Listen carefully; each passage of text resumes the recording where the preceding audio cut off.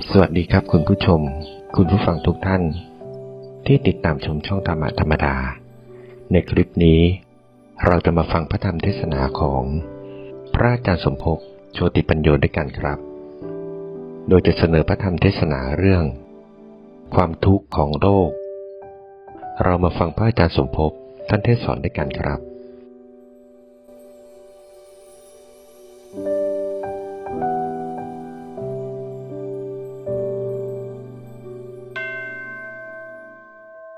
ขอน้อมแด่พระผู้มีพระภาคเจ้าผู้เป็นบรมครูของเทวดาและมนุษย์ทั้งหลายไม่ปรินิพพานนานแล้วพระองค์นั้นด้วยเสียงกล้าวขออำนวยพรสิริสวัสดิ์พิพัฒนมงคลความสงบเยือกเย็นแห่งจิตใจและความผาสุกทุกประการจงบังเกิดมีแด่เพื่อนร่วมชาติร่วมพระพุทธศาสนาร่วมสังคมเพื่อนร่วมทุกข์เกิดแก่เจ็บตายทั้งหลายโดยทั่วกันทุกท่านทุกคนในโอกาสนี้ช่วงเวลาต่อจากนี้ไปเป็นเวลาที่ท่านทั้งหลายจะได้ฟังการกล่าวธรรมนิกถาคือถ้อยคำอันประกอบไปด้วยหลักธรรมคำสั่งสอนในทางพระศาสนาแล้วขอให้ท่านทั้งหลายจงตั้งอกตั้งใจฟังกันด้วยดีเพื่อจะได้เกิดประโยชน์ในการฟังจะได้นำไปเป็นข้อคิดในการปฏิบัติกิจชีวิตประจำวันให้เกิดประโยชน์แก่ตนเองแก่ครอบครัวแก่ประเทศชาติแก่สังคมแก่พระศาสนาสืบต่อไปตามสมควรแก่เวลาจะพึงมีในวันนี้ ธรรมิกถาที่จะนำมากล่าวในวันนี้มีหัวข้อว่าความเสื่อมของพุทธศาสนาและความทุกข์ของโลกฟังให้ดีเอาความเสื่อมของพุทธศาสนากับความทุกข์ของโลกนั้นมันเกี่ยวโยงสัมพันธ์กันอย่างไรถ้าพุทธศาสนายังไม่เสื่อมยังมีความเจริญก็หมายความว่าความสุขของโลกก็ยังมีเยอะที่กล่าวอย่างนี้ไม่ใช่อาตมาอุตริพูดเอาเองพระพุทธเจ้าของเราท่านได้ตรัสไว้อย่างในจตุกนิบาตอังคุตรนิกายมีหลักฐานชัดเจนในพระไตรปิฎกเล่มที่21ข้อที่160หน้า197ความสุขของโลกเมื่อมีความสุขมันก็มีความทุกข์ ท่านได้กล่าวไว้ว่าสุขโตวาภิกขเวโลเกติธรรมโนสุขตะวินัยโยติทัสสะปะหุชนะหิตายะปะหุชนะสุขายะโลกานุกัมปายะเทวามนุษสานังดูก่อนภิกษุทั้งหลายเมื่อใดพระสุคตก็ดีพระธรรมวินัยของสุคตก็ดียังคงมีอยู่ในโลกนี้เพียงใดเมื่อนั้นก็เป็นไปเพื่อประโยชน์เพื่อความสุขแก่มนุษย์เป็นไปเพื่ออนุเคราะห์แก่โลกเพื่อประโยชน์เพื่อความสุขแก่เทวดาและมนุษย์ทั้งหลายอยู่เพียงนั้นหมายความว่าถ้าหากยังมีศาสนาธรรมวินัยนั่นแหละคือตัวศาสนาเพียงใดโลกก็จะต้องมีความสุขความสงบร่มเย็นอยู่เพียงนั้นแต่ถ้าหากสิ่งที่เรียกว่าธรรมวินัยหรือศาสนาหมดไปสิ้นไปจากความรู้สึกสำนึกในจิตในใจของหมู่มวลมนุษยชาติไปแล้วเมื่อนั้นพยามารซาตานก็จะเข้ามาแทนความเห็นแก่เนื้อแก่ตัวความรุนแรงแข็งกร้าวอะไรต่างๆมันก็จะเกิดขึ้นทั้งในหมู่มนุษย์เองทั้งธรรมชาติทั้งดินฟ้าอากาศทั้งพืชพันธุ์ธัญญาหารสัตว์ทั้งหลายทั้งปวงทั้งหมดในโลกตลอดทั้งเทวดานู่นช่วยฟังให้ดีนะพระพุทธเจ้าท่านตรัสไว้อย่างนี้ด้วยเหตุนี้เองท่านจึงตรัสบอกภิกษุทั้งหลายว่าจารถะภิกขเวจาริกังพหุชนะหิตายะพหุชนะสุขายะโลกานุกัมปายะเทวามนุสสานังอาทิกัลยานังวามัชเชกัลยานังปริโยสานะกัลยานังสัทธังสัพยัญชนะเกวละปริปุณังปริสุทธังพรหมจริยังปกาเสทะดูก่อนภิกษุทั้งหลายเธอทั้งหลายจงเที่ยวจาริกไปเพื่อประโยชน์สุขแก่มหาชนเพื่อเอ็นดูแก่โลกเพื่อประโยชน์เพื่อเกื้อกูลเพื่ออนุเคราะห์แก่เทวดาและมนุษย์ทั้งหลายจงไปแสดงธรรมให้งดงามในเบื้องต้นก็ดีในท่ามกลางในที่สุดประกาศวิธีทางแห่งการดำเนินชีวิตอันประเสริฐอันปราศจากความทุกข์ให้แก่เขาทั้งหลายให้สมบูรณ์ทั้งเทคนิคและวิชาการทางอัฏฐพยัญชนะ ด้วยเหตุนี้เองมันเกี่ยวโยงกันอย่างนี้ความสุขและความทุกข์ของโลกแต่เราทุกวันนี้ปรารถนาความสุขเบื่อหน่ายต่อความทุกข์ด้วยกันทุกคนแต่เสร็จแล้วเราก็กำลังหันหลังให้แก่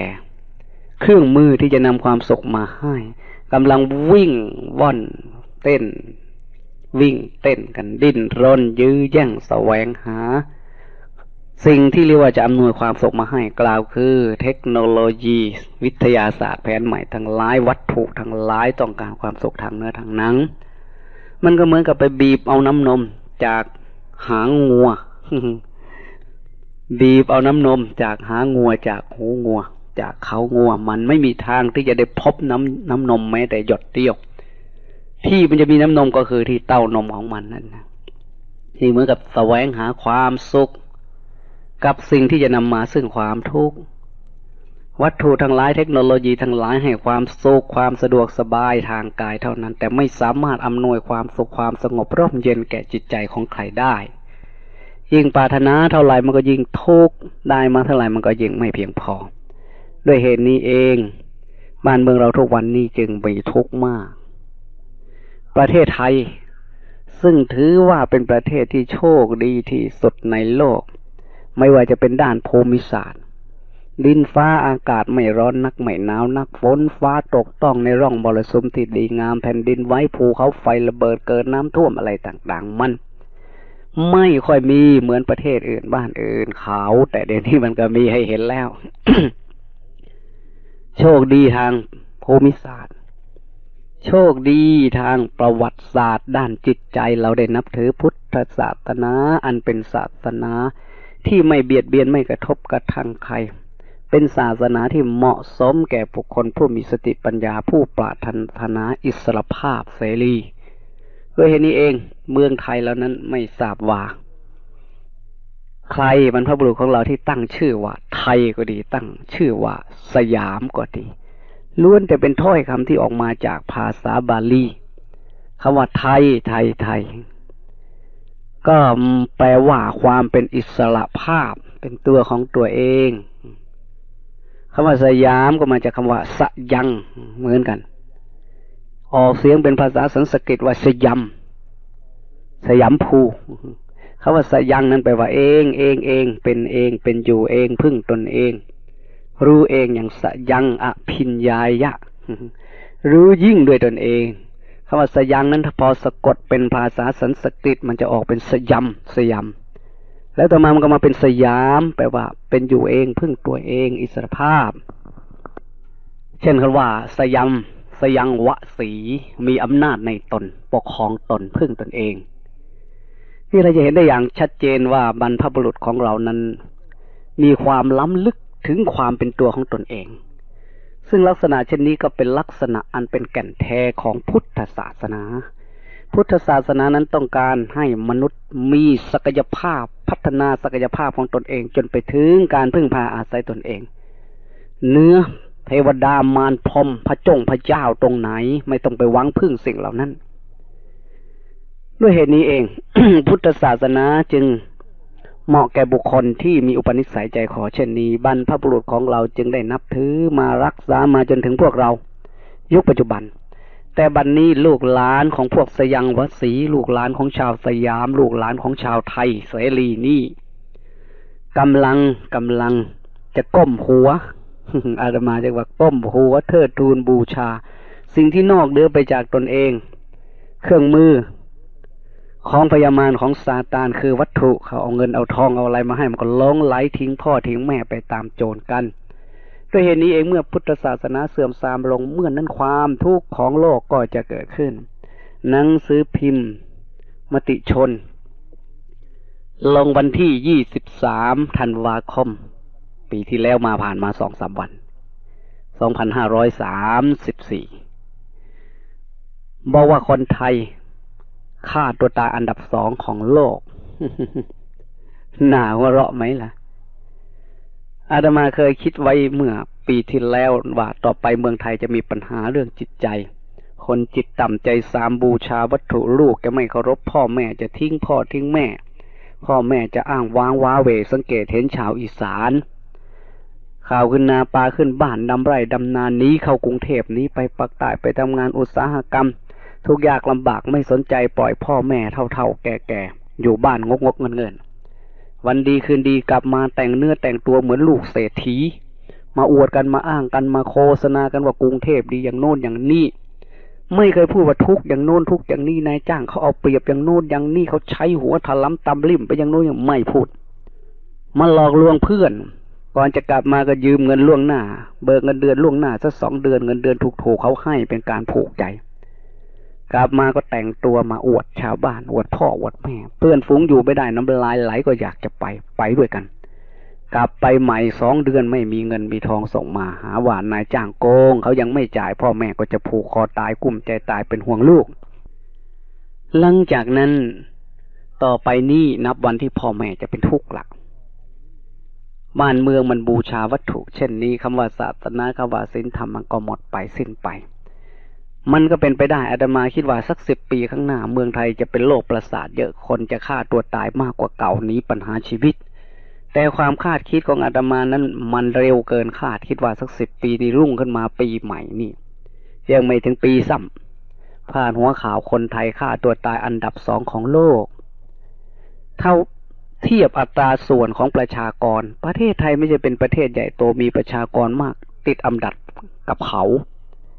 มันน่าจะเป็นจีนมันน่าจะเป็นอินเดียมันน่าจะเป็นประเทศฝรั่งมั่งค่าที่จะผูกคอตายฆ่าตัวตายมากอันดับ2 3 4 5ประเทศไทยไม่น่าจะมีอันดับกับเขาแต่เสร็จแล้วประเทศไทยกับแซงหน้าขึ้นอันดับ2ปีหน้าคงจะเป็นอันดับ1ผู้เฒ่าผู้แก่ข่าวพ่อข่าวแม่ฆ่าตัวตาย46%มากกว่าคนรุ่นใดๆทั้งสิ้นลองลงมาก็รุ่นกำลังสร้างเนื้อสร้างตัวสร้างครอบสร้างครัวดิ้นรนยื้อแย่งแสวงหาลดระดับลงมาก็วัยหนุ่มวัยสาววัยหวานวัยชื่นผิดหวังชอกช้ำระกำขมขื่นเพราะความรักไม่สามารถยับยั้งใจตามอำนาจแห่งศีลแห่งธรรมวิ่งตามอำนาจของกิเลสตัณหาไม่ได้ดังใจฆ่าตัวตายผูกคอตายกินยาตายลดลงมาอีกก็เด็กนักเรียนตั้งแต่อนุบาลตัวเล็กๆสอบแข่งขันกันเข้าแม้แต่โรงเรียนอนุบาลชีวิตลืมตาอ้าปากขึ้นมาเห็นโลกก็เต็มไปด้วยการดิ้นรนเต็มไปด้วยการยื้อแย่งเต็มไปด้วยการแสวงหาชีวิตสังคมนี้เต็มไปด้วยการแข่งขันแข่งกันได้แข่งกันมีแข่งกันมีหน้าแข่งกันมีตาเมื่อไม่ได้ดังใจเห็นตนเองเป็นผู้พ่ายแพ้อาภัพอัปภาควาสนะเป็นโรคประสาทเด็กเล็กๆรู้จักผูกคอตายแล้วเพราะเราจะเห็นได้ชัดแม้แต่จะเข้าโรงเรียนอนุบาลก็สอบแข่งกันจะเข้าโรงเรียนอะไรต่างๆจะเอนทรานเข้ามหาวิทยาลัยสอบแข่งกันลูกไปสอบพ่อแม่กำลังจะช็อกตายรอฟังคำตัดสินว่าลูกสอบได้หรือสอบตกพอลูกสอบตกพ่อแม่จะเป็นลมตายซะก่อนอย่างนี้ชีวิตเกิดมาเพื่อจะแข่งขันเท่านั้นกันโดยไม่เข้าใจความเป็นไปได้ศักยภาพของตนเองการวิวัฒนาการอะไรต่างๆกิเลสมันมีอำนาจที่สุดเลยเด็กๆยังฆ่าตัวตาย 3.5% ต่อมาพระสงฆ์องค์เจ้าซึ่งถือว่าเป็นเพศที่สูงสุดอยู่ใกล้ชิดศาสนาเป็นผู้นำทางศาสนาควรจะมีชีวิตที่สงบสมถะเรียบง่ายสอดคล้องกลมกลืนกับธรรมชาติอยู่ง่ายกินง่ายที่ไหนได้เจ้ากูญาคูทั้งหลายฆ่าตัวตายมากกว่าคนธรรมดา4 เท่านี้คืออะไรมันก็สวนทางกันกับที่พระพุทธเจ้าเราพูดว่าความสุขของโลกก็ดีประโยชน์เกื้อกูลแก่มนุษย์แก่เทวดานั้นเกิดมาจากธรรมวินัยแต่ผู้ที่รักษาธรรมวินัยประพฤติธรรมวินัยที่จะเผยแพร่พระธรรมวินัยสืบทอดพระธรรมวินัยคือตัวศาสนากับฆ่าตัวตายมากกว่าคนธรรมดา4 เท่ามันอะไรกันนะกันนะนี่แหละคือความเสื่อมลงของสิ่งที่เรียกว่าพุทธศาสนาพระสงฆ์องค์เจ้ามีความกัดกลุ่มอะไรเราจะเห็นได้มันมีหลายเหตุหลายปัจจัยส่วนมากพระสงฆ์องค์เจ้าเรามันมีรุ่นนุ่มๆแล้วก็รุ่นแก่ๆแต่รุ่นกลางคนที่จะเป็นผู้นำทางศาสนาเป็นขุนพลแห่งกองทัพธรรมหายากเข้าทุกทีสามเณรรุ่นเล็กๆพระหนุ่มๆก็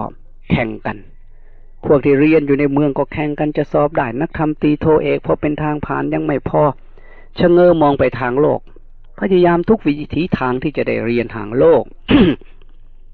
จะได้จบระดับ1 2 3 4 5เข้ามหาวิทยาลัยมีโอกาสก็จะสึกออกมาอยู่ที่บ้านพ่อแม่ยากจนด้อยโอกาสในการศึกษารัฐไม่สามารถอำนวยให้ถึงคนยากคนจนในมหาวิทยาลัยชั้นสูงในกรุงเทพมีแต่ลูกเศรษฐีคนมีเงินทั้งหลายได้เรียนคนยากคนจนไม่มีทางออกก็เข้าวัดก็ไม่ได้ตั้งใจที่จะมาด้วยศรัทธาศึกษาพระธรรมวินัยนำไปประพฤติปฏิบัติให้เกิดประโยชน์แก่ตนเองแก่สังคมบ้านเมืองแต่มุ่งไปที่อาชีพเมื่อไรจะมีโอกาสก็จะสึกออกมาเป็นเจ้าเป็นนายขอเงินพ่อเงินแม่บิณฑบาตอะไรต่างๆเมื่อมีความผิดหวังอะไรต่างๆมากเข้าไม่ได้ดังใจอีกประการหนึ่งสิ่งยั่วยวนทางโลกมันมากหนกน้อยหอมน้อยในวัดในวาเหมือนกับในบ้านพระสงฆ์เจ้ารุ่นหนุ่มๆเห็นใจกระสันดิ้นอยากจะศึกออกมาแต่ไม่มีทางคิดว่าศึกมาแล้วจะไปทำมาหากินอะไรนอกจากเป็นกุลีก็เพิ่มดีกรีความปรารถนามากขึ้นดิ้นรนสู่ถนนสังคมสายใหม่ด้วยการศึกษาทางธรรมปนทางโลกเอาทางโลกมากๆทำพอเป็นกระสายหาเงินหาทองไม่ทันพ่อแม่ส่งมาไม่ทันโยมทำบุญไม่ทันก็กลุ้มใจผูกคอตาย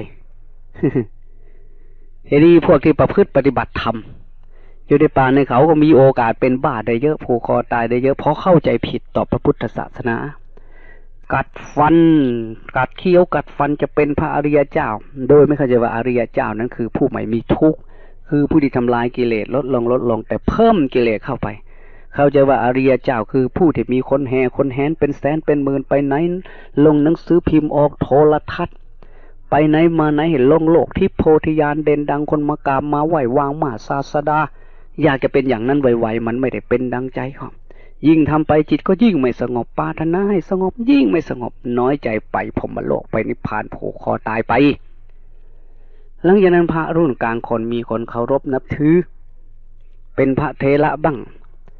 ก็แข่งขันกันสร้างสรรค์สร้างบุญญาบารมีตนเองว่าผลงานของความเป็นสมณะนั้นของเราก็คือเป็นผู้มีวัดวาอารามใหญ่ๆโตๆไปไหนมีคนรู้จักขี่รถเก๋งคันดีๆงามๆเมื่อไม่ได้ดังใจสิ่งเหล่านี้ก็พยายามทุกวิถีทางพอยืมก็ยืมพระก็เป็นหนี้ซะแล้วทีนี้เป็นหนี้ร้านค้าเป็นหนี้ร้านวัสดุก่อสร้างอะไรต่ออะไรหาทางวิ่งเต้นไปติดต่อกฐินผ้าป่าอะไรต่างๆโรคประสาทก็ค่อยกัดก่อนเข้าไปเป็นหนี้เป็นสินพลุงพลังก็มีในที่สุดเจ้ากูก็ทุกอย่างลำบากสิ่งที่ไม่น่าจะทำก็ทำสิ่งที่ไม่น่าจะเป็นไปได้ก็เป็นไปได้คือหามาซึ่งวัตถุนั่นเองก็มีอาการมิจฉาอาชีวะเลี้ยงชีพโดยทางที่ผิดรดน้ำมนต์พ่นน้ำมันสักกรรมมอมเสกกับบานตัดกรรมตัดเวรสะเดาะเคราะห์เอาทุกอย่างขอให้ได้มาซึ่งเงินก็ทำลายศาสนาของตนเองไปเรื่อยส่วนพระผู้เฒ่าผู้แก่บวชมายามเฒ่ายามแก่หมดหวังในทางสังคมเป็นผู้ด้อยในทางสังคมมาก็มีความปรารถนาลามกอยู่นั่นเองน้อยอกน้อยใจว่าเรานี่ไม่มีคนเคารพนับถืออะไรต่างๆเนี่ยเป็นไปได้ทั้งนั้นเพราะนั้นพระสงฆ์เจ้าเราก็เลยฆ่าตัวตายมากกว่าคนธรรมดา4 เท่าหนังสือพิมพ์เขาว่าจริงเท็จอย่างไรก็ช่างหัวมันเถอะถ้าเรารับฟังแล้วอย่าไปโกรธเขาแล้วก็อย่าไปเพิ่งชื่นชมยินดีที่เขายกย่องสรรเสริญว่าพุทธศาสนาเป็นศาสนาที่ประเสริฐสุดในโลกมีประเทศไทยเป็นประเทศผู้นำทางพุทธศาสนาอย่าได้หลงยิ้มเพลว่าภาคภูมิใจความจริงพ่อแม่บรรพบุรุษของเรารักษาเอกราชมาได้ด้วยอำนาจแห่งพุทธศาสนาความเป็นไทยความเป็นสยามความเป็นอิสระเสรีเนื้อจิตใจตนเองอยู่กับความถูกต้องดีงามทางศีลทางธรรมรักษาคุ้มครองมาถึงเราแต่ทุกวันนี้เอกราชรอดมาได้อย่างน่าภูมิภักแต่เอกลักษณ์กับสูญสิ้นหายไปน้อยลงมันผิดกันอย่างประเทศลาวเอกราชหมดสิ้นสูญไปเอกลักษณ์เหลือไว้เป็นช้าง3 หัวเห็นรูปธงเห็นอะไรต่ออะไรเดี๋ยวนี้ช้าง3 หัวก็หมดไปแต่ประเทศไทยเอกราชรอดพ้นมาได้อย่างน่าภูมิภักเอกลักษณ์สูญสิ้นหายไปความเป็นไทยที่เคยอ่อนน้อมถ่อมตนความเป็นไทยที่เคยประหยัดเคยเมตตาปราณีอยู่ด้วยกันฉันพี่ฉันน้องโน่นบ้านพี่นี่บ้านน้องปองดองกันนักหนาอบอุ่นภายใต้อ้อมกอดแห่งศีลธรรมบัดนี้ได้เหือดแห้งหายความเพ้นแก่เนื้อแก่ตัวจิตตำใจสามมือใครยาวสาวได้สาวเอารัดเอาเปรียบกดขี่ข่มเหงมากขึ้นจนไม่รู้จะพึ่งพาอาศัยใครเนี่ยลักษณะเช่นนี้คือความเสื่อมของพุทธศาสนาอย่าได้หลงภาคภูมิดีใจที่นี่พุทธศาสนาของเราเนี่ยมันเสื่อมไปได้อย่างไรเราจะต้องมองไปที่ประเทศอินเดีย อินเดียนั่นแหละจะเป็นบทเรียนที่มีค่าที่สุดสำหรับเราอินเดียเป็นเมืองแม่ของพุทธศาสนาอินเดียเป็นแหล่งกำเนิดของพุทธศาสนาอินเดียเป็นถิ่นพุทธภูมิที่เกิดขึ้นของพระพุทธเจ้าไม่น่าจะเป็นไปได้เลยว่าประเทศอินเดียเป็นประเทศใหญ่ประชาชนมากๆมีความเคารพนับถือพุทธศาสนามาที่เกิดพุทธศาสนาจะอยู่มาได้เพียงเวลาอันสั้น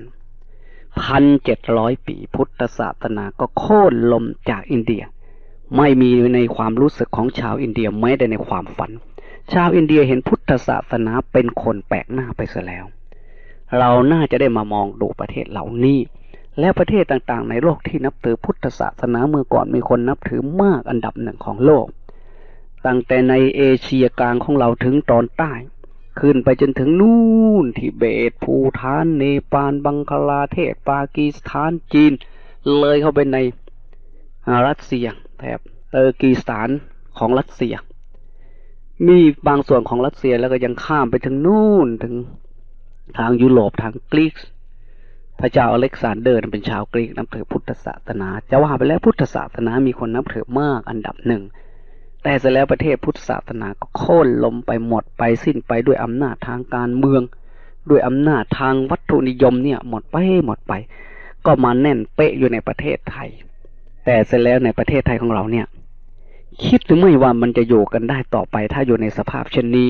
ฆ่าตัวตายมากอันดับ2ของโลกอาตมาว่าน่าจะเป็นอันดับ1เพราะเปรียบเทียบอัตราส่วนของประชากรแล้วประเทศไทยไม่เป็นประเทศที่มีประชากรติดอันดับกับเขาเลย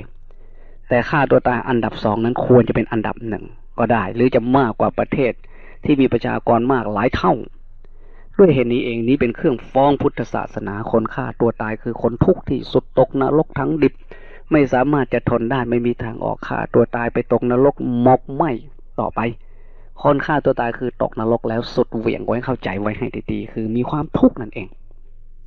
พุทธศาสนาเกิดมาเพื่อขจัดทุกข์โดยสิ้นเชิงทุกข์ของสังคมทุกข์ของครอบครัวทุกข์ของชีวิต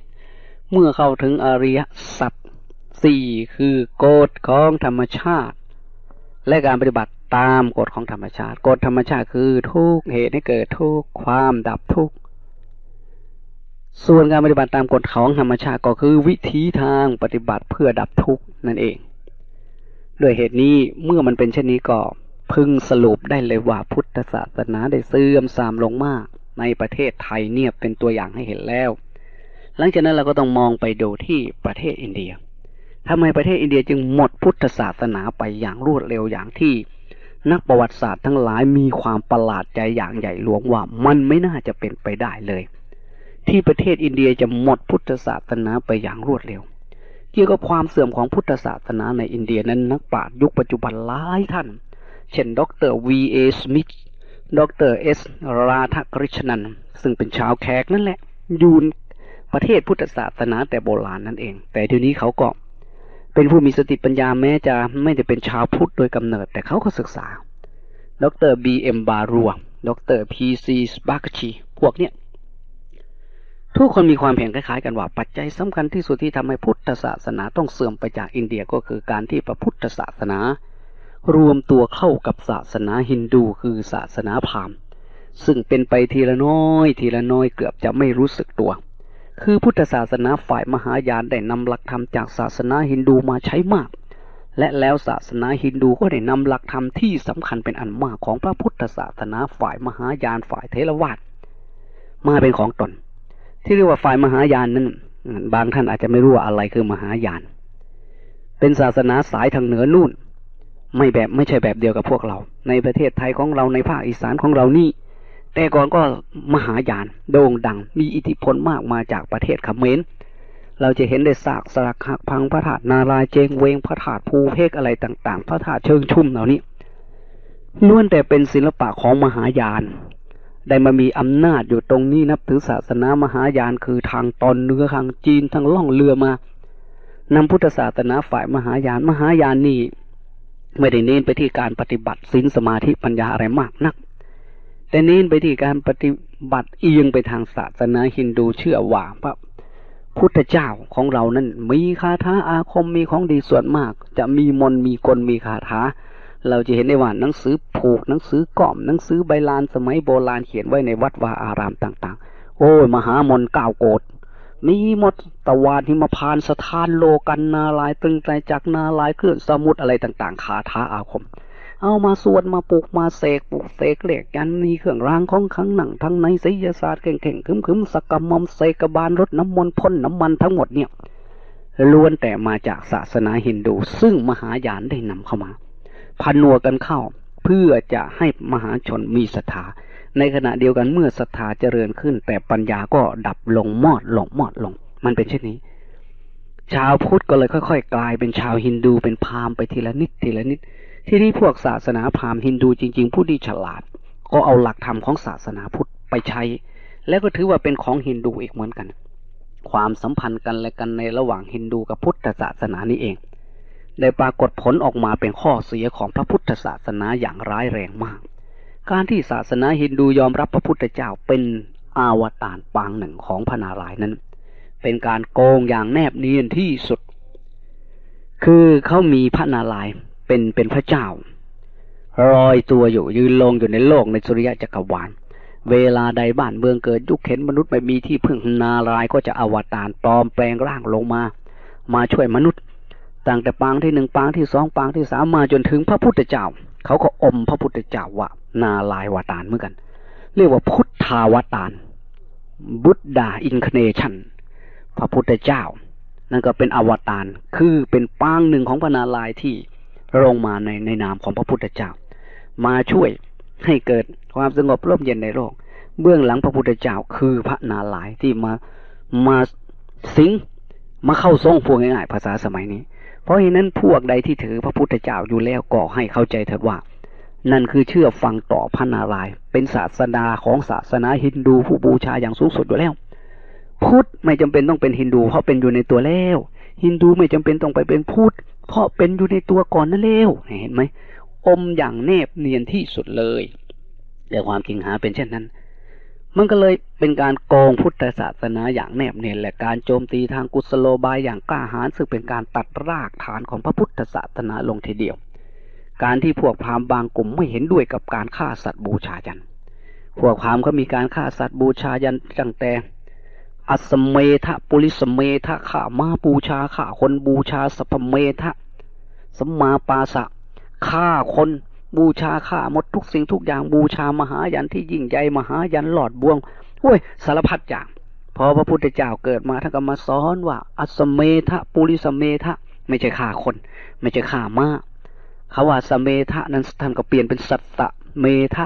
พระราชาผู้ปกครองจะต้องมียันคือรู้จักแผ่นดินของตนเองตรงไหนอุดมสมบูรณ์ไม่อุดมสมบูรณ์จะบำรุงรักษาอย่างไรอย่างพระเจ้าอยู่หัวของเรามาสกลนครมา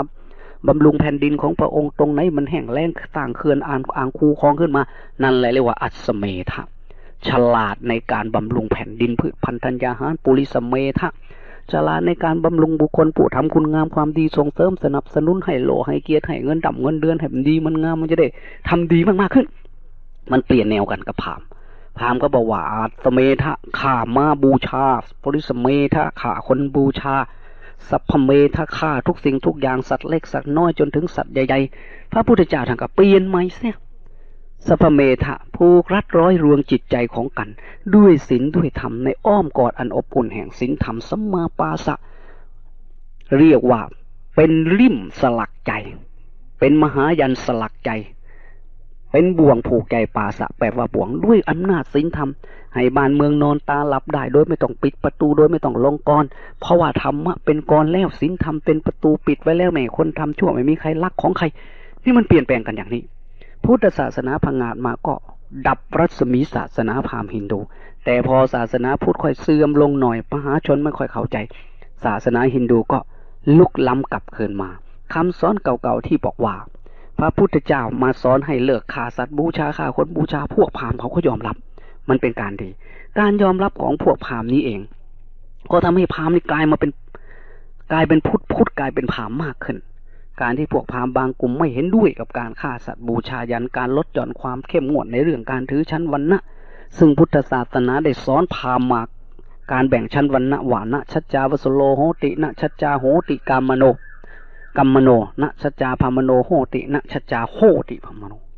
จะต่ำช้าเร็วสามจะประเสริฐสูงส่งอยู่ที่ชาติกำเนิดเชิดชั้นวรรณะก็หาไม่ได้แต่จะประเสริฐสูงส่งหรือจะต่ำช้าเร็วสามอยู่ที่การกระทำของบุคคลนั้นพวกพราหมณ์เขาก็พอใจอยู่เหมือนกันลึกๆเพราะมันได้ถูกกดด้วยวรรณะสี่เหล่านี้มานานเขาก็พอใจมากขึ้นในที่สุดเขาก็เลยเอาสิ่งเหล่านี้มาใช้ลดหย่อนผ่อนโทษลงมาเนื่องจากอิทธิพลคำสอนของพุทธศาสนาทั้งนั้น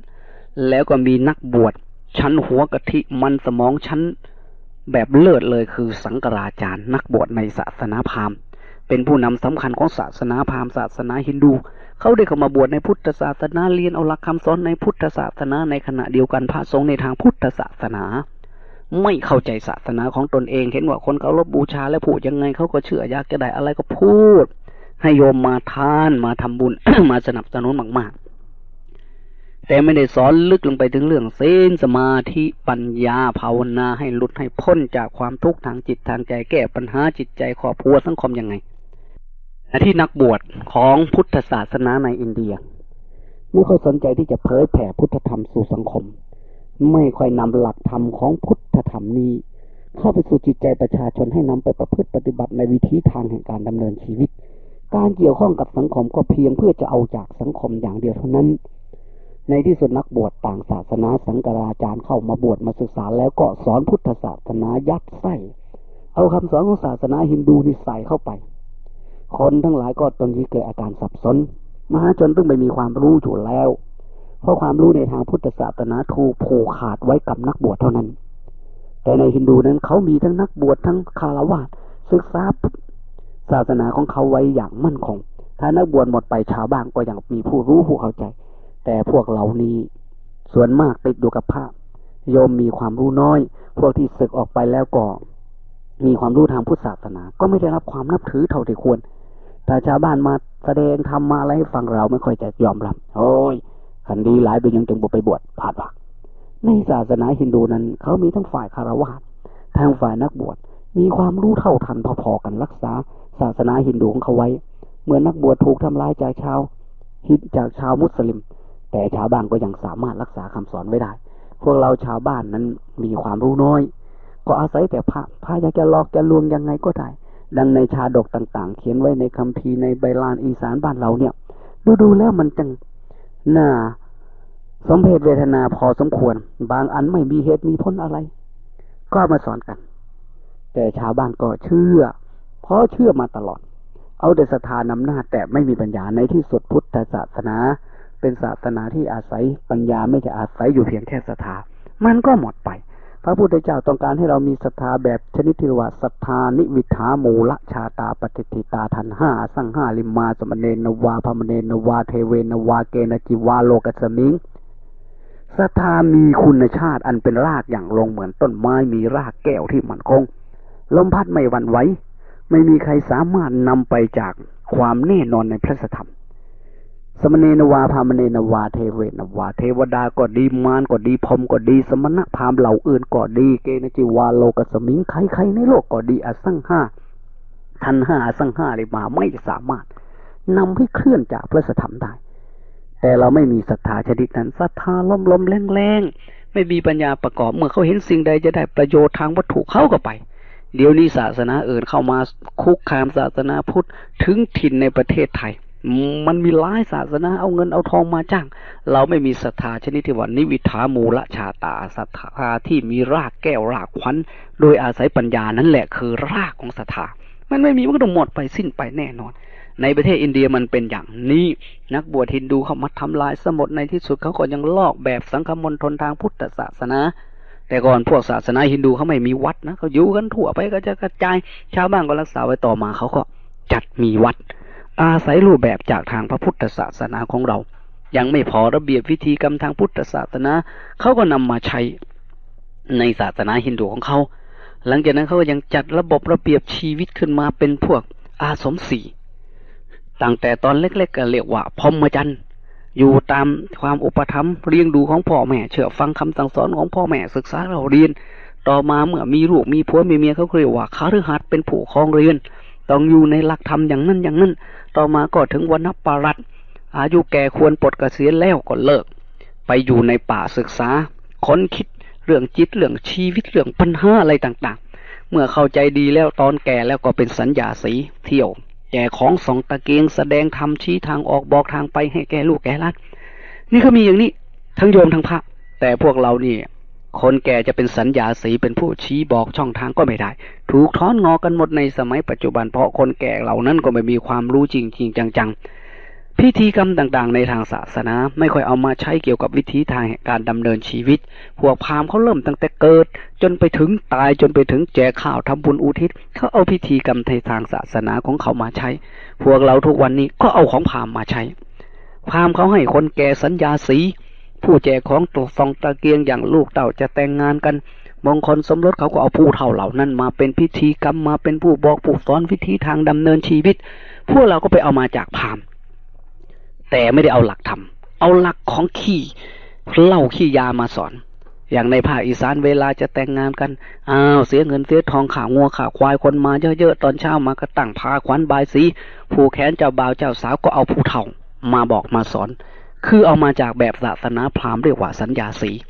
แต่ผู้เฒ่าของเราไม่ได้เอาหลักธรรมในทางพุทธศาสนาคารวะธรรมสีอย่างไรสมะชีวิตธรรมสี่ประการชีวิตร่วมกันสม่ำเสมอพบกันทุกชาติพระพุทธเจ้าสอนอย่างไรไม่มีคืนตอนผู้เฒ่าก็เดินแปะเมาแปะมาแล้วตีนตบตะกะแตนมาแล้วมาถึงพาขวัญกันสีมือนี้มือสั้นวันนี้แม่นวันดีวันเศรษฐีอามุตตะโศกโตกอันนี้เป็นโตกไม่จันขันอันนี้แม่นขันไม่แก้วโตกแตงแล้วย่อมาหากอ้วกใส่พาขวัญพูดแล้วปานเปิดไหดมเอาคนขี้เหล้าผู้เฒ่าขี้เมามาสอนลูกสอนหลานนี่มันอะไรกันมันเริ่มทำลายวิถีชีวิตเขาตั้งแต่แรกเลยการที่แต่งงานนั่นเขาก็ตั้งใจที่จะร่วมชีวิตกันเป็นพ่อเป็นแม่เป็นคู่ที่จะเป็นที่พึ่งแก่ลูกแก่เต่าเป็นแบบพิมพ์เป็นเป้าล้อมของประชากรของชาติควรจะเริ่มต้นโดยบุคคลที่ดีที่งามนู่นเข้าวัดนู่นทำบุญตักบาตรอยู่ที่วัดเอาเพื่อนเอาฝูงผู้ที่จะแต่งงานต่อไปเหมือนกับเราผู้เฒ่าผู้แก่อะไรลงไปนี่มนต์พระเทศน์ให้ฟังวิธีทางดำเนินชีวิตทางธรรมชีวิตจะเป็นสุขด้วยธรรมอย่างไรธรรมโมหิเตสังเสโธโลกัสสมิงทิเทเจวะธรรมเมอภิสัมปรายัญจะธรรมเท่านั้นประเสริฐสุดในโลกทั้งที่เห็นอยู่ในปัจจุบันและในอนาคตประเสริฐอย่างไรก็ว่ากันไปนี่ไม่มีเลย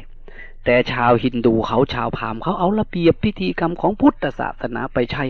แต่เรากลับไปเอาของเขาเนี่ยในที่สุดมันก็เลยหมดไปสิ้นไปในประเทศอินเดียยังคงนำมาใช้กันอยู่ในศาสนาฮินดูปัจจุบันนี้คือพวกเราใช้ของเขาอะไรก็มีแต่แบบของพราหมณ์อย่างพวกตกอกตกใจเป็นทุกข์มาแทนที่จะไปฟังเทศฟังธรรมก็ไปหาซื้อเทียนยาวๆเอาน้ำใส่กระติกไปรดน้ำมนต์ให้พระสวดเอาขี้เทียนมันก็มีเพียงเท่านั้นมันจะแก้อะไรได้มันก็เหมือนผู้เฒ่าเป่าให้เด็กน้อยล้มเท่านั้นอมมาดูคนโบหูมันเจ็บเพียงดีแล้วบักลาคุบกบเศร้ามันก็มีเพียงเท่านั้นมันช่วยอะไรไม่ได้ทีนี้เราเอาแต่เรื่องของฮินดูเข้ามาใช้พระพุทธเจ้าท่านสอนเกิดมาท่านทำลายล้างเรื่องการลดน้ำมนต์พ่นน้ำมันชาวอินเดียเขาถือว่าน้ำคงคาทั้งแม่น้ำนั้นเป็นน้ำมนต์ใหญ่ไม่ต้องสวดอะไรเลยสุนัขขัดตังสุบังกลังสุปาภาทางไม่ต้องมีใครมาทำจอดแจกให้ไปถึงแล้วก็พนมมือไหว้แม่น้ำคงคาขอขมาพระแม่คงคาพนานลายบรรทมศีลนอกจากนั้นเขาก็เอามือปอบน้ำขึ้นมาลดหัวหลังจากนั้นเขาก็ลงไปอาบไปลอยตายแล้วเขาก็หามาทิ้งตรงนั้นเขาถือว่าน้ำมนต์ศักดิ์สิทธิ์ลอยไปสู่สวรรค์พระพุทธเจ้าท่านก็ได้บอกกับพราหมณ์ว่าน้ำเหล่านั้นไม่สามารถจะล้างความชั่วออกจากใจได้ถ้ามันสามารถล้างกรรมล้างเวรสะเดาะเคราะห์สะเดาะซวยออกได้มันก็ต้องล้างบุญของเจ้าออกไปด้วยทำบาปตอนเช้าล้างบาปออกไปได้ตอนเย็นทำบุญตอนเช้าบุญตอนเย็นมาอาบน้ำมันก็หายไปนำกันด้วยถ้าหากว่าน้ำนี้มันจะดีจะงามจะทำให้หายเคราะห์หายโศกหายโรคหายภัยเต่ากุ้งหอยปูปลามันนอนแช่อยู่ในนี่มันก็คงขึ้นสวรรค์หมดแล้วมันก็ยังอยู่ในนั้นในที่สุดคนฉลาดเขาเข้าใจเอาหลักการดูเลิกผ้านาทีรวมเรียงเคียงม้อนจะไปค้าไปขายไปสอบไปอะไรต่างๆก็ดูกันจะยกบ้านยกช่องวันนั้นวันนี้เสาเอกเสาโทวางศิลาหลอกศิลาเลิกอะไรต่างๆเป็นเรื่องของพราหมณ์ทั้งนั้นพระพุทธเจ้าของเราบอกว่านักขัดตังปริมาณเนตังอัตโธพลังปัจจคาเลิกดียามดีมันมีอยู่ในตัวของมันแล้วท่านว่าอย่างนี้เลิกดียามดีเหมือนได้คิดดีพูดดีทำดีมันมีอยู่ในตัวมันคนโง่มัวแต่คำนวณดวงดาวบนท้องฟ้าประโยชน์ย่อมล่วงเลยคนโง่เหล่านั้นไปเนี่ยไป ไปลักงัวลักควายไปทำชั่วเวลาได้มันผิดนั้นแต่พวกเราก็เอาของเข้ามาใช้ดร. G.C. ปานเดนักปราชญ์คนสำคัญในปัจจุบันนี้กล่าวว่าตัวการสำคัญที่สุดข้อหนึ่งที่ทำให้พระพุทธศาสนาเสื่อมไปในประเทศอินเดียอย่างรวดเร็วนั้นก็คือการที่พระพุทธศาสนาประสบความล้มเหลวในทางสังคมนี่ก็น่าคิดต่อมาดร. เอนดัตให้ข้อสังเกตว่าพระพุทธศาสนาไม่เคยเคลื่อนไหวทางด้านสังคมเลยความเห็นของสองคนนี้คล้ายๆกันคนหนึ่งบอกว่าพุทธศาสนานั้นได้ประสบความล้มเหลวในทางสังคมหมายความว่าไม่ค่อยจะมีหลักธรรมของพุทธศาสนาไปใช้ในสังคมซึ่งคนก็อยู่ส่วนสังคมมีแต่เอาจากสังคมอย่างเดียวส่วนนายดร. เอนดัสแกก็บอกว่าพุทธศาสนาไม่เคยเคลื่อนไหวทางด้านสังคมเลยตรงนี้จะต้องหมายถึงสังคมสงเคราะห์ไม่ได้หมายเพียงสังคมสงเคราะห์ทางด้านวัตถุแต่หมายถึงสังคมสงเคราะห์ทางด้านจิตใจ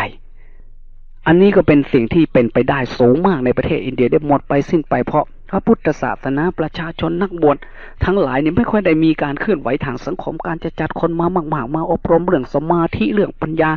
สั่งสอนหลักธรรมคำสั่งสอนมันไม่มีมันน้อยลงสมัยพระพุทธเจ้ายังมีอยู่ท่านสอนให้พากันจาริกไปเที่ยวประกาศธรรม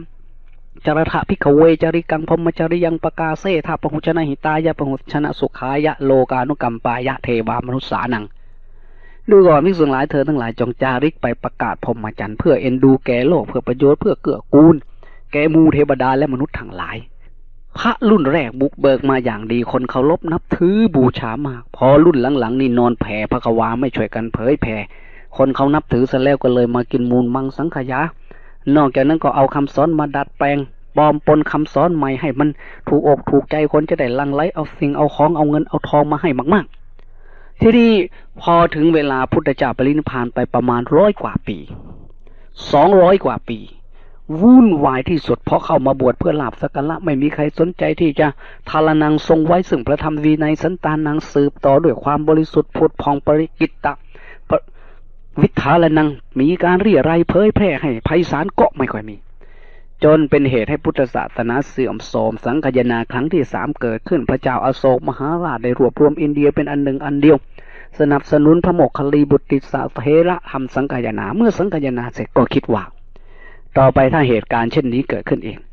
ไม่มีทารนังไม่มีสันตานังไม่มีวิทารนังไม่มีการสืบต่อไม่มีการดำรงไว้ไม่มีการเผยแผ่ต่อไปพุทธศาสนาจะหมดไปจากอินเดียและจะหมดไปนั้นจะทำให้ความทุกข์เกิดขึ้นแก่โลกแก่สังคมมากทำอย่างไรเราเริ่มพากันเผยแผ่เลยก็เลยแจกพระธรรมทูตประกาศเรียกพระภิกษุผู้มีอุดมการณ์ที่จะเผยแผ่ให้มารวมกันและจะส่งไปในทิศต่างๆจนมาถึงประเทศไทยสมัยนั้นไม่มีเครื่องบินไม่มีรถยนต์เดินมาจากป่าสู่ป่าจากเขาสู่เขาพระเหล่านั้นคารวะเหล่านั้นผู้มีอุดมการณ์เพื่อสืบทอดสันตานังปริกิตตวิทารนังเผยแผ่เรื่องอะไรศาสนาก็ได้มารวมกันที่อโศการามของพระเจ้าอโศกประกาศจุดยืนอย่างเด่นชัดว่าอาหารประกาศจุดยืนอย่างเด่นชัดพร้อมกันว่าข้าพเจ้าจะท่องเที่ยวไปอหังโสวจริสามิคามาคามังปูราปูรังนมัสมาโนสัมมาสัมพุทธัสสะโคสนัสสะสุธรรมตังธาตุจิรังสตังธัมโมโลกัมหิสัมมาสัพพุทธัสสะนังข้าน้อยข้าพเจ้าทั้งหลายจะพากันท่องเที่ยวจาริกไปจากหมู่บ้านสู่หมู่บ้านจากนิคมสู่นิคมปูราปูรังจากนครจากเมืองสู่เมืองนมัสมาโนสัมมาสัมพุทธัสสะนอบน้อมนมัสการแด่พระสัมมาสัมพุทธเจ้าโหสนัสสะสุธรรมตังจะประกาศพระสัทธรรมอันดีงามของพระศาสดาให้กึกก้องธาตุจิรังสตังธัมโมโลกัมหิสัมมาสัพพุทธศาสนังเพื่อการประดิษฐานมั่นคงของพระพุทธศาสนาพระสัทธรรมคู่โลกนี้ตลอดกาลนานข้าเหล่านั้นก็ได้เดินไปจากป่าสู่ป่าจากเขาสู่เขาจากถิ่นรุ่งเรืองเมืองกันดารบ้านลึกลับ2 องค์ถึงประเทศไทยโสนอุตระมาถึงประเทศไทยแล้วก็เผยแผ่เรื่องอะไรประเทศไทยถือผีถือสางทิฏฐิมากที่นี่มีหลักฐานปรากฏว่าท่านทั้งสองได้แสดงธรรมมากที่สุดก็เรื่องพรหมชาลสูตรพรหมชาลสูตรไปเปิดดูพระไตรปิฎก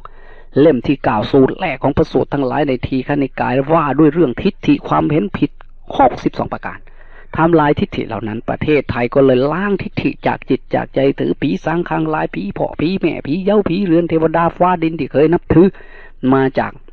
เมืองจีนจากอินเดียไหนก็ตามก็มาเปลี่ยนใหม่มานับถือพระพุทธพระธรรมพระสงฆ์พุทธศาสนาประดิษฐานในประเทศไทยและก็ถูกใจคนไทยอย่างยิ่งที่เป็นประเทศชอบความเป็นอิสรภาพเสรีและก็ธรรมะของศาสนานี้ก็เป็นศาสนาที่ไม่บังคับอย่างนี้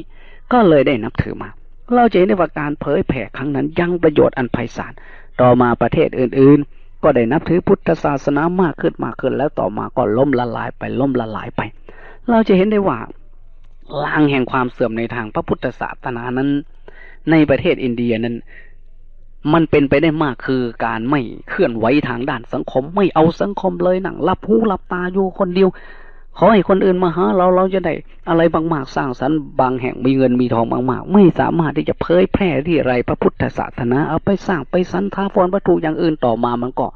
หักมันก็พังไม่สามารถทารานังดำรงไว้ซึ่งศาสนาประเทศทิเบตมีวัดวาอารามใหญ่โตอารามโปตละมุงด้วยทองคำกระเบื้องเขือบทองคำเสาหุ่มทองคำหนาเท่ากับหนังช้างอารามโปตละบรรจุคนได้เป็นหมื่นทองคำไม่รู้นักกี่หมื่นกี่พันกี่แสนกิโลเกิดมาจากศรัทธาแต่ไม่สามารถเอาทองคำเงินคำกำแก้วเหล่านั้นมาเป็นเครื่องมือแก่การเผยแพร่พุทธธรรมได้ในที่สุดประเทศทิเบตก็ล่มละลายด้วยอำนาจลัทธิของศาสนาอื่นบ้านอื่นเมืองอื่นการเมืองอื่นหมดไปประเทศไทยของเรานั้นโชคดีเราจะเห็นได้ว่าพุทธศาสนาในประเทศไทยนั้นเคลื่อนไหวในทางด้านสังคมอยู่ตลอดประสบความสำเร็จในทางสังคมอยู่ตลอดเพราะเหตุใดท่านจะเห็นได้ว่าสมัยก่อนเทคโนโลยียังไม่เจริญบ้านเมืองของเรายังไม่เจริญนั้นวัดเป็นทุกสิ่งทุกอย่างของชุมชนของสังคมวัดเป็นโรงเรียนวัดเป็นโรงพยาบาลวัดเป็นศาลอาญาวัดเป็นคลังพัสดุวัดเป็นที่ประชุมประกอบพิธีกรรมวัดเป็นที่นัดพบของชุมชนทั้งหลายวัดเป็นศาลสถิตยุติธรรมไม่ใช่เพียงศาลอาญาตัดสินอะไรทั้งนั้นสถิตยุติธรรมความถูกต้องนี่จึงกล่าวได้ว่าในวัดคือที่อยู่ของพระสงฆ์องค์เจ้านั้นเคลื่อนไหวทางสังคมตลอดวัดเป็นโรงเรียนในประเทศไทยของเรานั้นโรงเรียนอยู่ที่วัดโบราณลูกเต้าทั้งหลายมาเรียนหนังสือในวัดเห็นพิธีกรรมต่างๆอยู่ในวัดเห็นวิถีชีวิตของพระสงฆ์องค์เจ้าจนชินชาจนซึมซาบอาบรสเข้าไปในจิตในใจวัดเป็นโรงเรียนพระเป็นครูบาอาจารย์สอนในสมัยโบราณเคลื่อนไหวทางสังคมอยู่ตลอดอย่างนี้ให้การศึกษาอย่างนี้วัดเป็นโรงพยาบาลสมัยก่อนการแพทย์ยังไม่เจริญวิทยาศาสตร์เทคโนโลยีทางแพทย์เครื่องมือทางแพทย์ยังไม่เจริญที่วัดนั้นเป็นที่รวมอยู่ของหว่านยาทานังยาสมุนไพรพระสงฆ์องค์เจ้าปลูกเอาไว้มีผู้ศึกษาในด้านนี้เจ็บไข้ได้ป่วยปวดหัวปวดท้องอะไรต่างๆลงวัดกันทั้งนั้นตั้งแต่ตะขาบกัดแมงป่องต่อยอะไรต่างๆเจ็บปวดลงวัดเพราะวัดนั้นมีหยกมียาพูดได้ว่าวัดเป็นโรงพยาบาลวัดเป็นศาลสถิตยุติธรรมผัวเมียทะเลาะกัน10หัวขาวสาวหัวงอกตกลงกันไม่ได้ว่าไม่ยาบอกไม่ยาว่าไม่ฟังก็นิมนต์พระขึ้นมาบางทีก็พาลงไปที่วัดพระท่านก็จะบอกก็จะสอนผัวเมียตีกันสัมพันธ์ไม่ตียังไงก็ว่ากันไปลงไปจนถึงนู่นแย่งแดนไล่ที่แย่งที่ไร่ที่นากันแดนมันติดกันมันคดมันเงี้ยวทะเลาะกันจะสับหัวกันด้วยจอบด้วยเสียมพิษกันตกลงกันไม่ได้ผู้ใหญ่บ้านกำนันพูดกันก็ตกลงไม่ได้นิมนต์พระมาพระสงฆ์เจ้าท่านก็เป็นทนายความบังเป็นผู้พิพากษามาถึงมาไกลเกลี่ยลูกเอ้ยหลานเอ้ยอยู่ด้วยกันโลกนี้ไม่ใช่ของเราคนเดียวอยู่ด้วยกันไปฉันพี่ฉันน้องอีกหน่อยแล้วก็ล้มหายตายกันไปอยู่ด้วยกันโดยทำเป็นอยู่โดยทำอาศัยกันโดยทำให้สมกับว่าเราเกิดมาเป็นเพื่อนทุกเกิดแก่เจ็บตายด้วยกันทั้งหมดทั้งสิ้นลูกเอ้ยหลานเอ้ยความรักเป็นเหตุให้สร้างสรรค์ความชิงชังเป็นเหตุให้ทำลายซึ่งกันและกันอยู่ใกล้กันให้รักกันมากๆถ้าชังกันแล้วมันจะทำลายกันได้ง่ายยิ่งกว่าคนไกลกันอย่าเลยลูกเอ้ยไม่มีประโยชน์ในการทะเลาะเบาะแวงกันไม่เกิน100 ปีก็จะโบกมืออำลาญาติมิตรดวงอาทิตย์ศัตรูคู่เวรตายเขาลืมแห่งชีวิตไปอยู่ด้วยกันอย่างนี้แหละก็ตกลงกันได้ถ้ามันไม่ตรงเดี๋ยวลูกหลานจะทะเลาะกันใหม่ต่อไปเป็นสงครามล้างโคตรล้างเผ่าพันธุ์กันเอาเชือกมาขึงให้มันตรงปันกันให้เสมอเดียวกับเคิงลูกเอ้ยอยากให้นักเพิ่นผลเบาผีบาปศีลทำเจ้าแล้วลูกหลานจะทะเลาะกันแม่นความยาครูแม่นความยาปูยาตายาพ่อครูบาอาจารย์ก็เอาเชือกมาขึงตกลงกันได้วัดเป็นศาลสถิตยุติธรรมพระสงฆ์องค์เจ้าเป็นผู้พิพากษาให้ความยุติธรรมสมัยโบราณเนอะไม่ได้พูดถึงสมัยนี้นั่นคือการเคลื่อนไหวทางสังคมตลอดมันผิดกับอินเดียเราจึงมีพุทธศาสนามาตลอดวัดเป็นโรงแรม ไปค้าไปขายจูงงัวไปค้าจูงม้าไปขายขี่เกวียนขี่เรืออะไรมานอนวัดขับมากินข้าววัดนอนศาลากลางคืนมาขอข้าวขอปลาในบ้านกินกลางวันตอนเช้ากินข้าววัดนั้นเป็นโรงแรมที่สวัสดิการดีที่สุดในโลกไม่ต้องเสียเงินซื้อไม่ต้องเสียเงินเช่านอนอาหารก็กินฟรีต่อมาวัดเป็นขังพัสดุถ้วยโถโอชามพกกาบากซากกาเบื่อจอบมีดผ้ากระทาขวานของส่วนรวมทำบุญแต่ละครั้งมันรวมกันอยู่ในวัดจะมีงานมีการจะลงแขกนาวันไปยืมมากระจกวัดไปยืมผ้ายืมมีดยืมถ้วยโถโอชามขึ้นบ้านเก่าลงบ้านใหม่อะไรต่างๆขึ้นบ้านใหม่ลงบ้านเก่าเอาเสาลงหลุมอะไรไปเอาที่วัดทางนั้นวัดเป็นขังพัสดุวัดจึงเป็นสถานที่สังคมสงเคราะห์อยู่ตลอดกาลแล้วในสังคมโดยเฉพาะภาคอีสานหีด12ของ14เอาบุญกัน12เดือนสิ่งที่ได้มาก็มารวมที่วัดพิพิธภัณฑ์ข่าวขึ้นนาปลาขึ้นบาทเอาข่าวมารวมกันถวายวัดเพื่อวัดจะได้ขายเอาไว้บำรุงเป็นสังคมสงเคราะห์ต่อไปเรียกว่าว่าบุญคูณล้านบุญพระท่ายเขาเดือนสามมาห้อมเต่าเอาบุญบั่นเขาจีเอาข้าวมารวมกันข่าวขึ้นนาปลาขึ้นบาทอย่างนี้ไม่ใช่ว่าวัดนั้นจะกวาดใส่อกแต่วัดนั้นเป็นศูนย์กลางเป็นส่วนรวมลักษณะเช่นนี้เราจะเห็นได้ชัดว่าประเทศไทยเราเคลื่อนไหวทางด้านสังคมตั้งแต่การศึกษาตั้งแต่พลาอนามัยตั้งแต่ความยุติธรรมในสังคมความสงบร่มเย็นตลอดทั้งเครื่องมือเครื่องใช้อะไรต่างๆมันอยู่ที่วัดนอกจากนั้นวัดยังเป็นสถานมโหรสพบันเทิงทางธรรมเอาบุญทีจึงมีหมอร้องหมอลำอยู่ในวัดคนก็มาฟังกันในวัดดูหนังตะลุงในวัดดูลิเกในวัดดูโนราในวัดแล้วไม่ใช่ว่าเขาเล่นกันแบบทำลายศีลธรรมลามกจกเปรตอย่างทุกวันนี้เขาเอาบุญอะไรเขาก็ลำกันเรื่องบุญอันนั้นใครเป็นคนสร้างก่อได้อานิสงส์อย่างไรในประวัติเป็นมาอย่างไรบุญกฐินทำมาอย่างไรพระเวททำมาอย่างไรบุญเขาสาเขาประดับดินสรถะเป็นมาอย่างไรได้อานิสงส์อย่างไรพุทธเจ้าสอนไว้ตรงไหนหมอลำเขาถามกันเขาตอบกันคนฟังก็ได้ความรู้ความเข้าใจ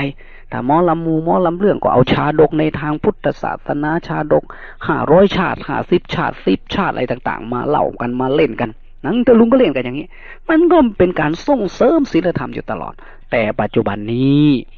มันได้เปลี่ยนแปลงไปอย่างรวดเร็วโรงเรียนออกจากวัดโรงแรมออกจากวัดโรงพยาบาลออกจากวัดโรงมหรสพทางกิเลสยังไม่ออกจากวัดแต่ก่อนเป็นมหรสพทางธรรมบัดนี้โรงมหรสพทางวิญญาณนั้นได้ออกไปจากวัดโลกมหรสพทางกิเลสเข้ามาแทนหนุ่มน้อยห่มน้อยเฉวิบฉวาบเต้นสกโยงโคงบังยกขายกโยก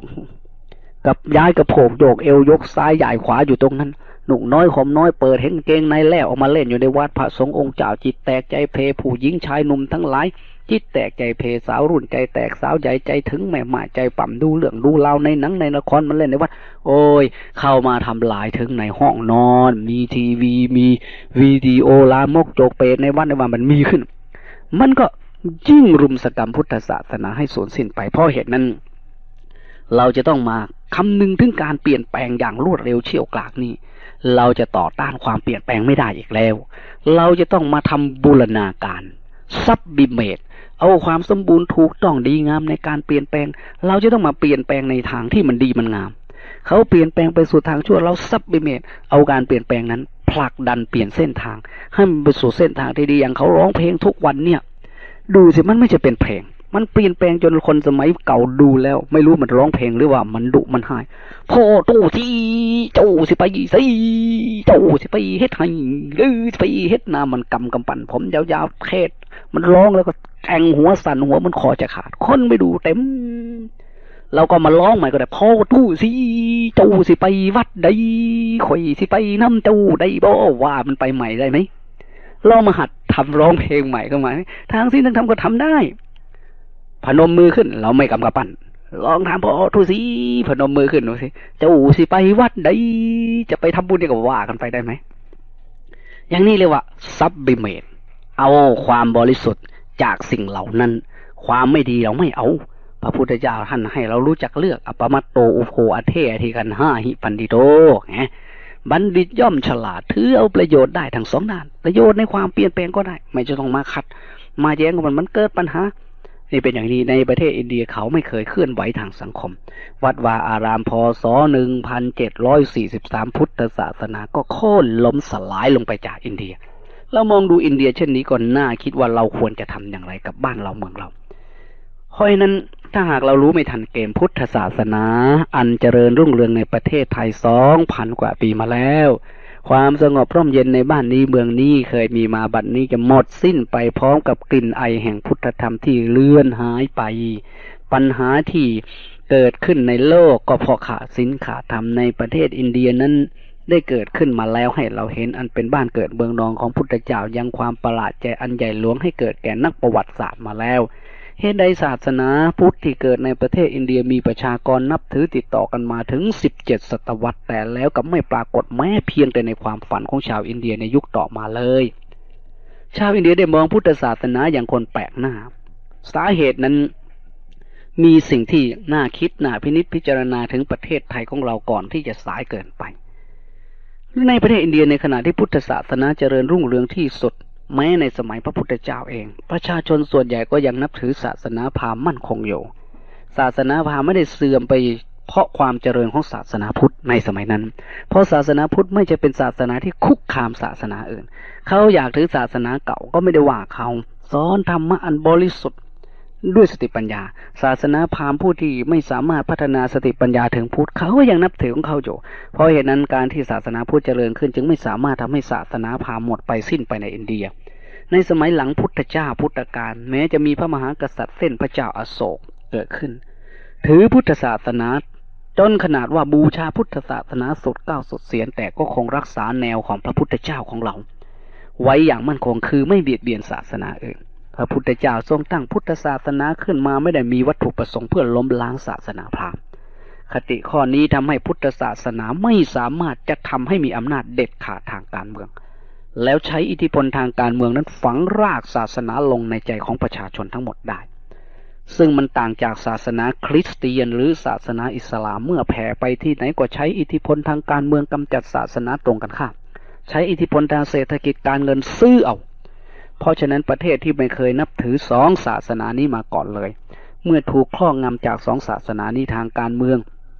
ศาสนาเดิมวัฒนธรรมเดิมก็ถูกถอนรากถอนโคน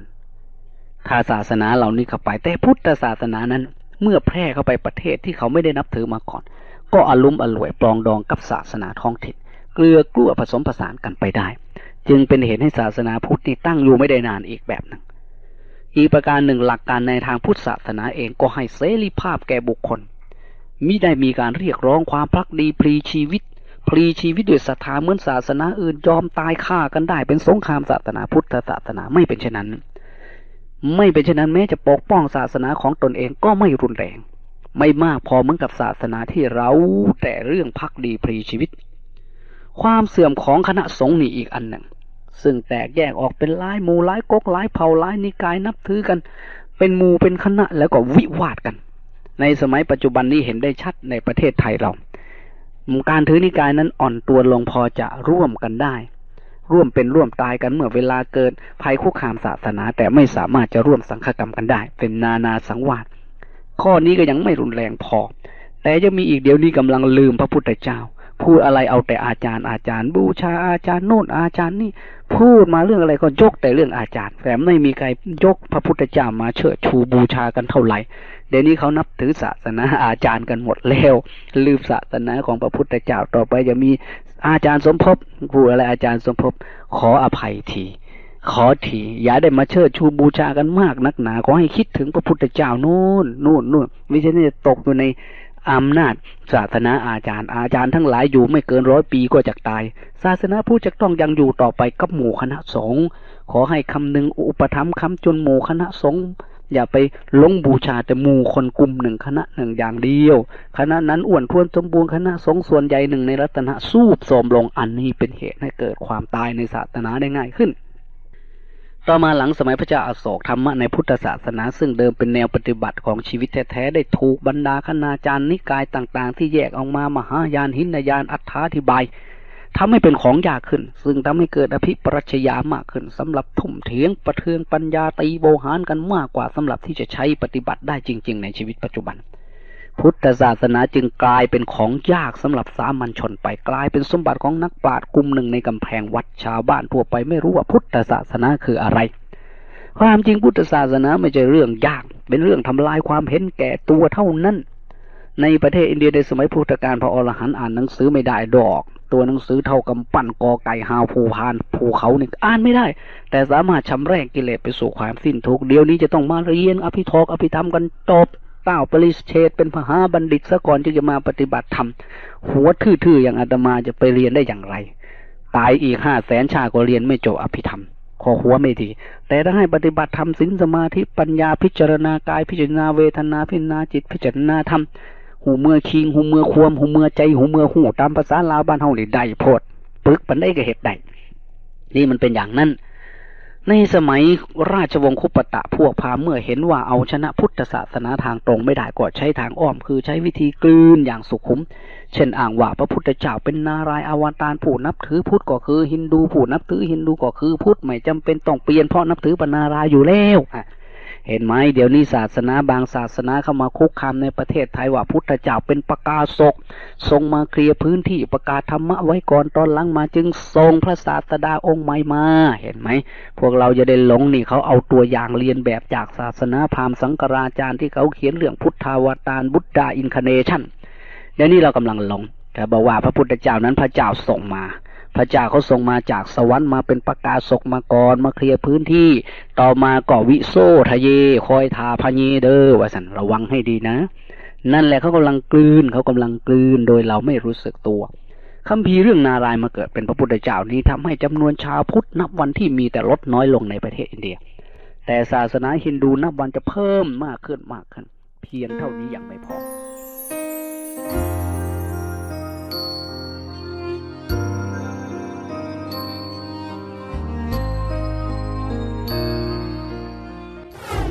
พระอาจารย์สมภพโชติปัญโยท่านได้กล่าวไว้ว่าเรานี้เป็นที่รวมของพ่อของแม่พ่อกับแม่รวมเป็นตัวเรามีแต่แม่ก็ยังเกิดเป็นเราไม่ได้มีแต่พ่อก็ยังเกิดเป็นเราไม่ได้เมื่อเราเอาพ่อกับแม่มารวมกันจึงเกิดเป็นตัวเราสัมภาวธาตุของพ่อกับแม่มารวมกันจึงเกิดเป็นตัวเรา2 คนท่านอยู่ในตัวเราเพราะเหตุนั้นเรามาบวชเหมือนพ่อเหมือนแม่บวชด้วยพอเราปฏิบัติธรรมพ่อแม่ก็ปฏิบัติด้วยเราเข้าถึงธรรมขั้นสูงแค่ไหนพ่อแม่ก็เข้าถึงด้วยถ้าเรายังเข้าไม่ถึงยังต่ำอยู่ยังอ่อนแอยังท้ออยู่พ่อแม่ก็อยู่ระดับนั้นขอขอบคุณทุกท่านที่ได้สนับสนุนช่อง YouTube ธรรมะธรรมดาด้วยครับทุกครั้งที่ท่านดูอย่าลืมช่วยกันกดไลค์กดแชร์เพื่อเป็นการทำให้คลิปธรรมะของเราได้มีการเผยแพร่ออกไปมากขึ้นและที่สำคัญอย่าลืมกดติดตามช่องธรรมะธรรมดาด้วยนะครับขออนุโมทนาบุญกับทุกท่านที่ร่วมรับฟังด้วยกันครับสาธุ